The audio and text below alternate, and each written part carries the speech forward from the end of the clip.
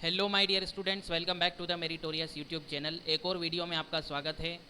और इस वीडियो में मैं आप लोगों के लिए फ़िज़िक्स के इम्पॉर्टेंट डेरिवेशंस लेकर आ चुका हूँ। लेकिन इस तरह की वीडियो स्टार्ट करने से पहले आप लोगों से एक रिक्वेस्ट और एक इन्फॉर्मेशन। देखिए, मैं इस तरह की सीरीज़ जब भी स्टार्ट करने की सोचता हूँ तो इस तरह की सीरीज़ पर मैं देखता हूँ कि ऑडियंस रिटेंशन बहुत कम आ रहा है। इसका मतलब ये है कि व्यूवर्स उस वीडियो को इंटरेस्ट से नहीं देख रहे हैं। तो मुझे एक दो वीडियो बनाकर फिर उसे क्या करना पड़ता है, उसे डिसकंटिन्यू करना पड़ता है डीमोटिवेट होकर।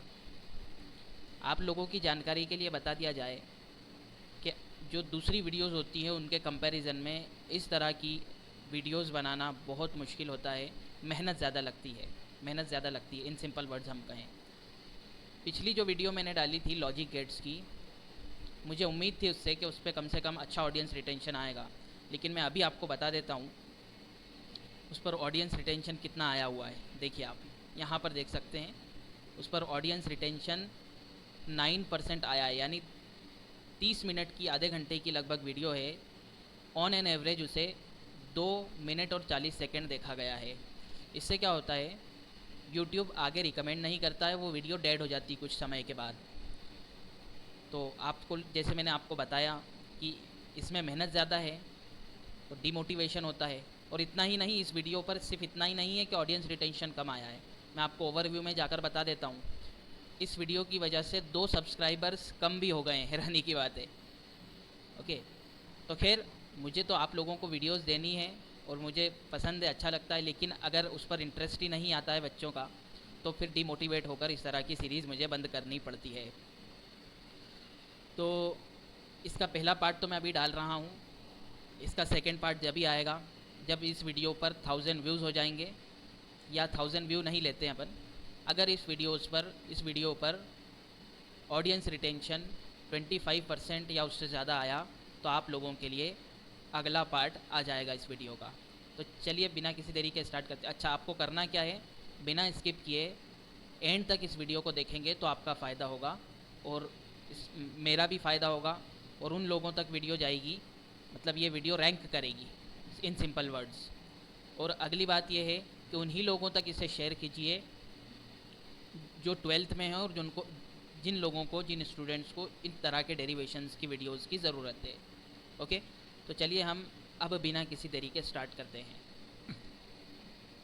मैं डेरिवेशंस आपको बता रहा हूँ, साथ ही साथ छोटी छोटी डेफिनेशंस भी बताते जाऊँगा जो डेरिवेशन में काम आने वाली है। तो सबसे पहले हम बात करेंगे यहाँ पर कूलम्स लॉ की।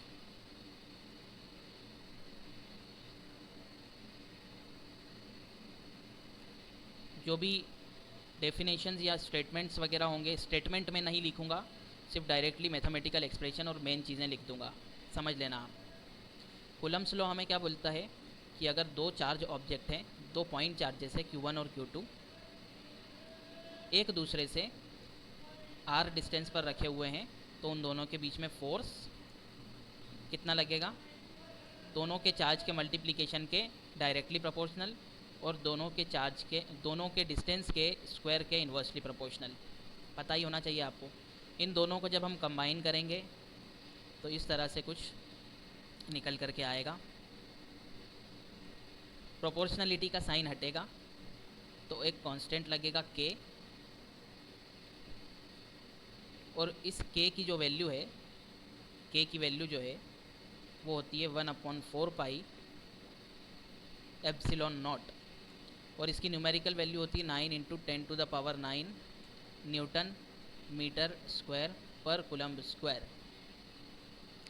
तो इससे हमें क्या पता लगा, कूलम्ब ने अपने को बताया कि दो चार्ज ऑब्जेक्ट के बीच में लगता है फोर्स, और वो फोर्स कितना लगता है, वो फोर्स लगता है 1/4 पाई epsilon not Q1 Q2 upon r²। Okay, तो ये जो है अपने को कूलम्ब ने बताया।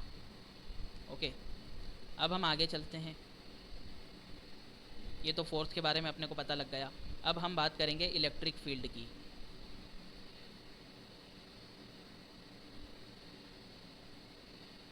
इलेक्ट्रिक फील्ड की बात करेंगे।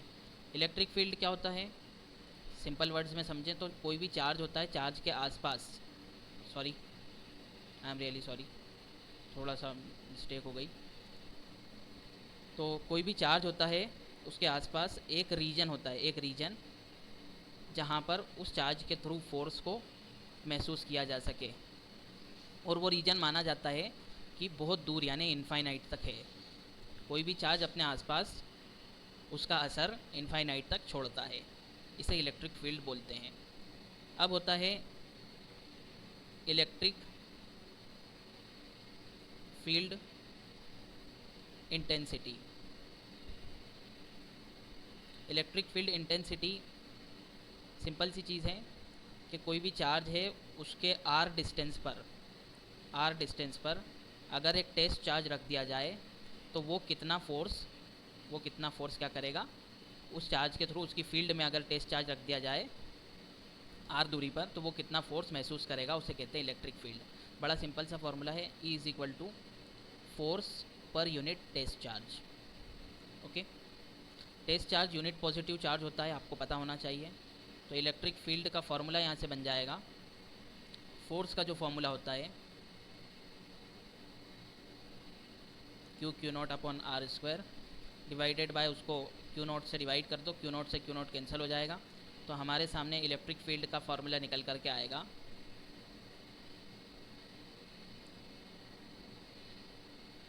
Q by are square. Okay, तो this is the formula for electric field. Force का फॉर्मूला पता लग गया, इलेक्ट्रिक फील्ड का पता लग चुका है। अब हम बात करते हैं आगे इलेक्ट्रिक डायपोल की। इलेक्ट्रिक डायपोल क्या होता है? ओके, इलेक्ट्रिक डायपोल होता है दो इक्वल और अपोजिट चार्ज, दो इक्वल और अपोजिट नेचर के, एक प्लस और एक माइनस, इक्वल और अपोजिट चार्जेस को जब बहुत छोटे डिस्टेंस पर सेपरेट कर दिया जाता है तो उस पूरे सिस्टम को बोलते हैं इलेक्ट्रिक डायपोल। ये छोटा डिस्टेंस जो है 2L से अपन इसको जो है रिप्रेजेंट करते हैं, कन्वेंशनली 2L लेते हैं इस डिस्टेंस को। तो ये पूरा जो सिस्टम बना, इस सिस्टम को हम क्या बोलेंगे? Electric dipole. इस इलेक्ट्रिक डायपोल की स्ट्रेंथ या उसकी ताकत को बताने के लिए एक टर्म आती है जिसको बोलते हैं हम electric dipole moment. Electric dipole moment जिसको हम P से रिप्रेजेंट करते हैं, वेक्टर क्वांटिटी है ये भी। इलेक्ट्रिक फील्ड और फोर्स वो भी वेक्टर क्वांटिटी थे, इसको P से रिप्रेजेंट करते हैं। इलेक्ट्रिक डायपोल होता है दोनों में से कोई एक चार्ज का मैग्नीट्यूड ले लो, उसको मल्टीप्लाई कर दो दोनों के डिस्टेंस या सेपरेशन से, तो P की वैल्यू निकल के आएगी हमारे सामने 2QL। इसको याद रखना है, बहुत काम आएगा। ओके, डेफिनेशन नहीं बोल रहा हूँ, आपको पता लग जाएगा। हाँ, ये इलेक्ट्रिक डायपोल एक वेक्टर क्वांटिटी है। इसका जो डायरेक्शन होता है, इसका direction from negative to positive होता है, ये बात याद रखना है। और इलेक्ट्रिक फील्ड का जो डायरेक्शन होता है वो फ्रॉम पॉजिटिव होता है ना, positive to negative, electric field का, ये भी याद रखना अपने को। ओके, अब हम बात करने वाले हैं यहाँ पर इम्पॉर्टेंट डेरिवेशन की। एक important derivation, electric field due to dipole. Electric field due to dipole दो जगह पर निकालने के लिए बोला जाता है हमें, एट एक्सियल पोजीशन और दूसरा बोला जाता है इक्वेटोरियल पर। दोनों जगह अपन निकालेंगे। ओके, तो कोई भी एक डायपोल है, पहले निकालेंगे हम एक्सियल पोजीशन पर।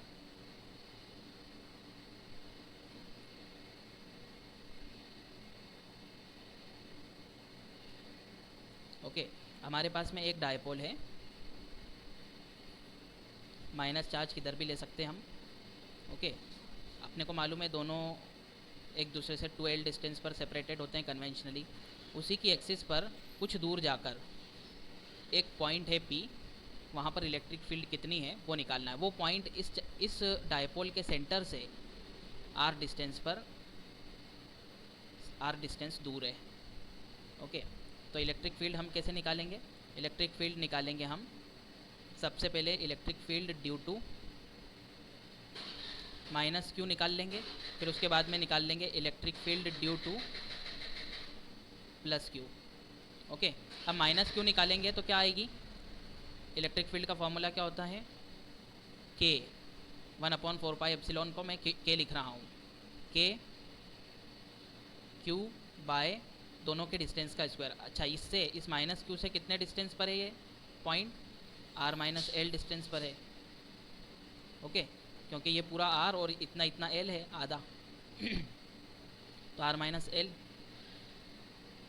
तो आर माइनस एल का होल स्क्वायर, इसको E1 नाम दे देते हैं हम, और E2 is equal to k Q upon E2 मतलब due to plus Q. Plus Q charge से कितनी दूर है ये पॉइंट, ये है आर प्लस एल दूर, ये आर और एल और प्लस कर लो इसमें इतना इतना,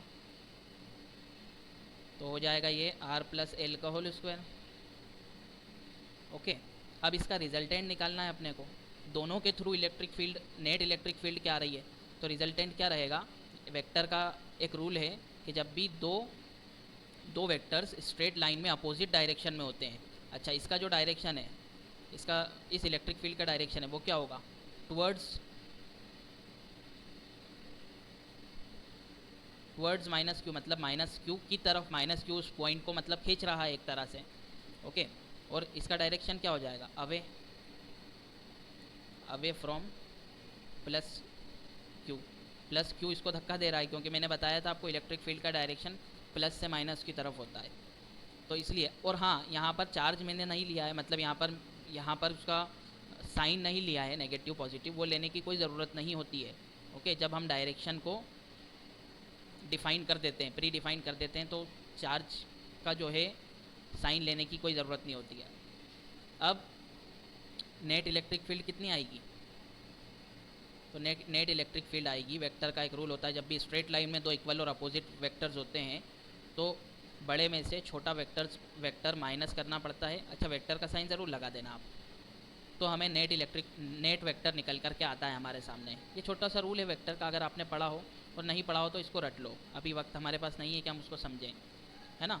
तो बड़ी इलेक्ट्रिक फील्ड कौन सी है, ये है ना। ज़्यादा प्रभावशाली कौन सी है, E1, यानी ये पास में है ना चार्ज, माइनस क्यू चार्ज पास में है, तो ज़्यादा प्रभाव ये डालेगा और कम प्रभाव ये डालेगा, तो इसलिए बड़ा कौन हुआ, E1 हुआ तो वैल्यू रख देते हैं हम, वैल्यू रख देते हैं K Q by R minus L का होल स्क्वायर, इसमें से माइनस कर देंगे हम K Q by R plus L का होल स्क्वायर।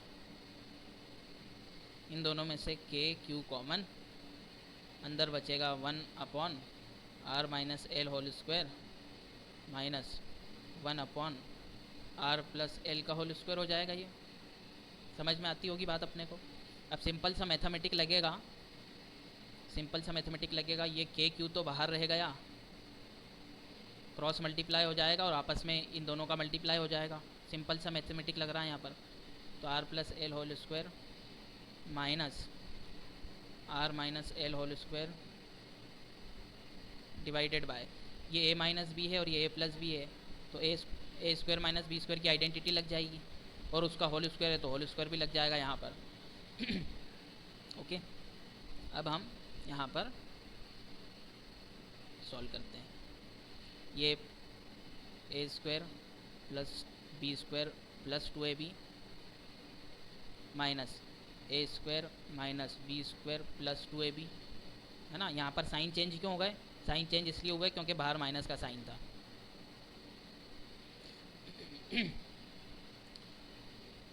सॉरी, ये माइनस, यहाँ से आर स्क्वायर कैंसिल हो जाएगा, एल स्क्वायर से भी एल स्क्वायर कैंसिल हो जाएगा, 2rl प्लस 2rl 4rl हो जाएगा यहाँ पर। ओके, तो के q 4rl divided by are square minus l square का होल स्क्वायर। अब मैंने आपको एक चीज़ बताई थी, इलेक्ट्रिक डायपोल मोमेंट का फॉर्मूला क्या था वो आपको पता होना चाहिए। P इज़ इक्वल टू क्या होता है, 2ql होता है ना, इलेक्ट्रिक डायपोल के टाइम पे अभी समझाया था मैंने। तो यहाँ पर जो इसमें से 2 है और ये q है और ये l है, इसको अपन p लिख देंगे और k की वैल्यू भी रख देते हैं साथ में। और साथ ही साथ हम ये बताएंगे यहाँ पर कि r जो है l से बहुत बड़ा है तो आर स्क्वायर एल स्क्वायर से बहुत ही ज़्यादा बड़ा हो जाएगा, तो इसलिए एल स्क्वायर को नेगलेक्ट कर देंगे अपन, है ना, नेगलेक्ट यानी हटा देंगे यहाँ से। तो 1/4 पाई एप्सिलॉन नॉट क्यू, है ना, 2QL, और यहाँ से बचा 2, ठीक है, और बच रहा है यहाँ पर R, और नीचे आर स्क्वायर का होल स्क्वायर हो जाएगा ये, क्योंकि L तो हटा ही दिया हमने।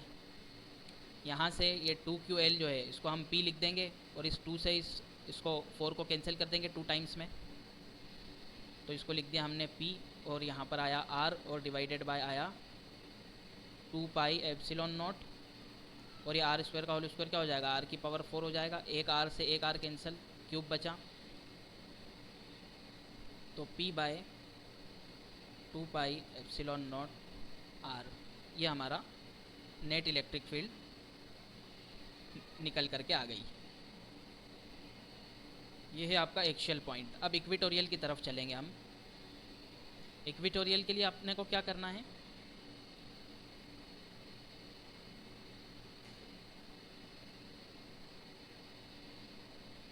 इक्वेटोरियल पॉइंट, उसके लिए अपने को क्या करना है ये देखो इस तरह से लेना है। ये अपने सामने, एक सेकेंड, सॉरी,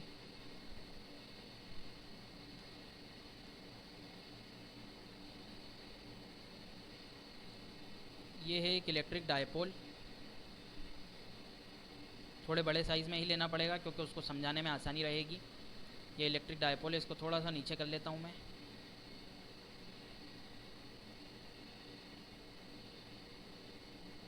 ओके, तो ये अपने पास इलेक्ट्रिक डायपोल है, क्यू चार्ज और माइनस, ये माइनस क्यू इधर ले लेते हैं अपन, या फिर प्लस क्यू ले लो इधर, माइनस क्यू इधर ले लेते हैं, कहीं भी ले सकते हैं ना। उसी के इक्वेटोरियल पोजीशन, उसी के सेंटर से बीच में कहीं ना कहीं एक पॉइंट पी है, इसको कहते हैं इक्वेटोरियल पोजीशन। ओके, और ये अपने को मालूम है ये दोनों चार्ज एक दूसरे से 2L सेपरेशन पर होते हैं। ओके, तो ये आधा सेपरेशन क्या हो गया, L हो गया यहाँ से यहाँ तक, और यहाँ से यहाँ तक जो सेपरेशन है वो भी L हो गया, और ये इसके सेंटर से R दूरी पर है मान लिया गया है। ओके, तो सवाल ये पैदा होता है कि यहाँ से इस P से, इस प्लस क्यू चार्ज से ये P पॉइंट कितनी दूर है। ओके, और इस माइनस क्यू चार्ज से भी ये पॉइंट कितनी दूर है, सवाल ये पैदा होता है। तो बड़ी सिंपल सी बात है, पाइथागोरस लगाएंगे, ये बन गया राइट एंगल ट्राइंगल हमारा, तो यहाँ पर हो जाएगा r square plus L square का अंडर रूट, पाइथागोरस थ्योरम लग रही है। यहाँ से भी जो दूरी हो जाएगी वो हो जाएगी r square plus L square का अंडर रूट। ठीक है ना, बात समझ में आती है। अच्छा, इस एंगल को हम थीटा ले लेते हैं, ये एंगल भी ले लेते हैं थीटा। हर चीज़ पहले समझ लो आप, इसके थ्रू जो इलेक्ट्रिक फील्ड होगी उसका डायरेक्शन क्या होगा, इसके थ्रू जो इलेक्ट्रिक फील्ड होगी उसका डायरेक्शन होगा ये, है ना। और माइनस चार्ज के थ्रू जो इलेक्ट्रिक फील्ड होगी उसका डायरेक्शन क्या होगा, उसका डायरेक्शन होगा इधर नीचे के साइड। आ गई बात समझ में। दोनों के बीच में एंगल कितना रहेगा, दोनों के बीच में एंगल रहेगा 2 थीटा। अब 2 थीटा कैसे आया भाई, एक सिंपल सा रूल है कि जब ट्राइंगल के इंटरनल एंगल जो होते हैं और एक्सटर्नल एंगल जो होता है, दोनों इंटरनल एंगल का सम होता है, तो थीटा और थीटा क्या हो जाएगा, 2 थीटा हो जाएगा, है ना। इस बात को याद रखना है अपने को। तो ये E1 इलेक्ट्रिक फील्ड मान लेते हैं हम इसको, और इसको मान लेते हैं E2 इलेक्ट्रिक फील्ड। इसके बीच में कहीं ना कहीं यहाँ पर एक नेट इलेक्ट्रिक फील्ड आएगी, ई नेट बोलेंगे इसको, बस वही हमें निकालना है यहाँ पर। सारा समझ लिया आपने, पूरा ट्राइंगल समझ लिया, पूरा उसका ज्योमेट्री समझ ली। अब इसका डेरिवेशन है, अब इसके डेरिवेशन की तरफ ध्यान देना है अपने को, है ना, इसको सामने रखते हुए। तो देखो, सबसे पहले हम निकालेंगे electric field due to plus Q charge, electric field due to plus Q charge. तो E इज इक्वल टू आ जाएगा आपका के क्यू अपॉन, भाई डिस्टेंस कितना है, डिस्टेंस अभी हमने निकाला, देखो r square plus L square है, दोनों के बीच में पॉइंट और चार्ज के बीच में, इसका होल स्क्वायर हो जाएगा, है ना। आप देख लो डिस्टेंस इतना ही है, इसको E1 नाम दे रहे हैं हम। इलेक्ट्रिक फील्ड ड्यू टू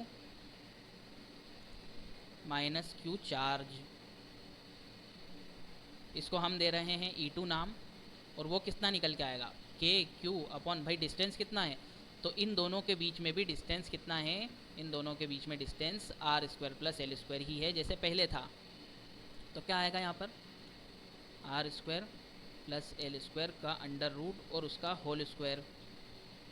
यहाँ पर भी स्क्वायर से रूट को काट देंगे हम, स्क्वायर और रूट कैंसिल हो जाएगा एक दूसरे से, तो हमारे पास E1 और E2 की जो वैल्यू है सेम निकल के आई है। तो E1 is equal to k Q by are square plus L square, और E2 क्या निकल के आई,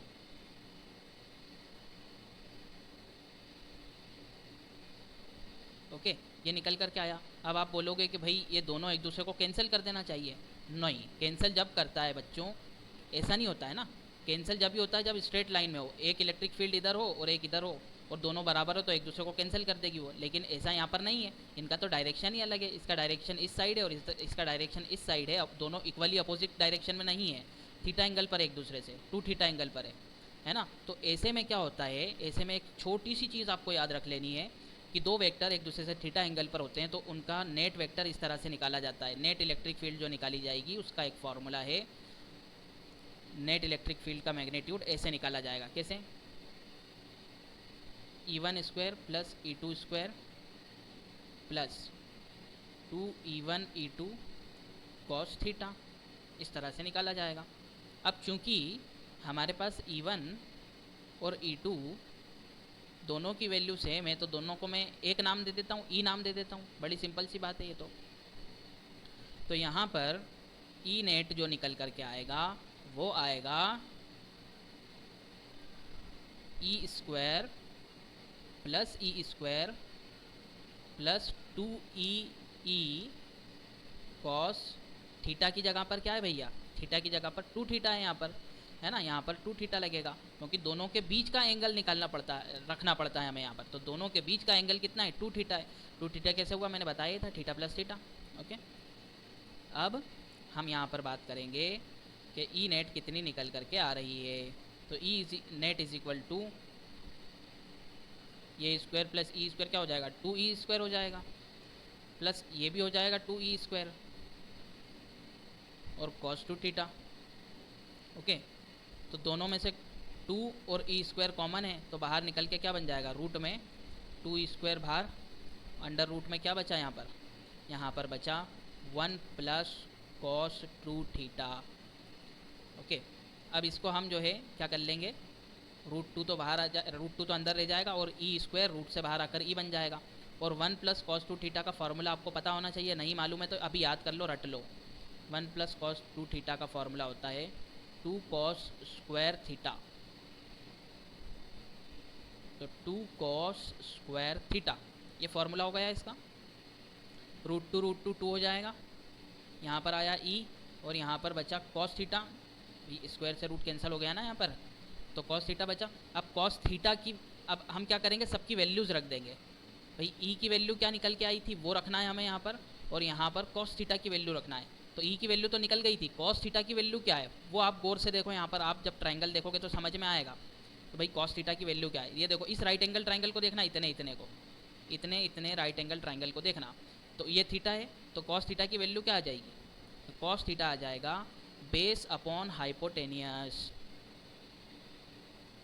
अरे समझ में आई कि नहीं बात, बेस कितना है, इतना इतना एल है और हाइपोटेनियस ये रहा, चाहे ये वाला ट्रायंगल ले लो चाहे ये वाला ले लो, दोनों में सेम ही निकल के आएगा कॉस थीटा। तो कॉस थीटा की वैल्यू आई है निकल के, और ई की वैल्यू है हमारी ये जो E1 या E2 दोनों में से कोई भी वैल्यू ले सकते हैं हम, तो ई की वैल्यू है ये, ठीक है। तो दोनों वैल्यूज रख रहा हूँ मैं यहाँ पर, तो के Q by are square plus L square E, तो ई की वैल्यू रख दी हमने, कॉस थीटा की वैल्यू क्या आई थी, बेस अपॉन हाइपोटेनियस, है ना। अब हम क्या करेंगे, ये देखो भाई 2QL, अरे भैया 2QL तो अभी बताया था सर आपने, वो क्या होता है, वो होता है भाई, वो होता है P, इलेक्ट्रिक डायपोल मोमेंट। तो यहाँ पर इसको हम लिख देते हैं P इंटू, ये हो जाएगा K, P के भाई साहब आ गए यहाँ पर। अब अब क्या करेंगे, ये जो है इसकी पावर क्या है, 1 है, और इसकी पावर क्या है, रूट का मतलब क्या होता है, पावर 1/2, और दोनों के बेस सेम है, तो 1 + 1/2 पावर ऐड हो जाती है दोनों की, तो पावर ऐड होकर क्या हो जाएगा यहाँ पर 3/2 हो जाएगी पावर।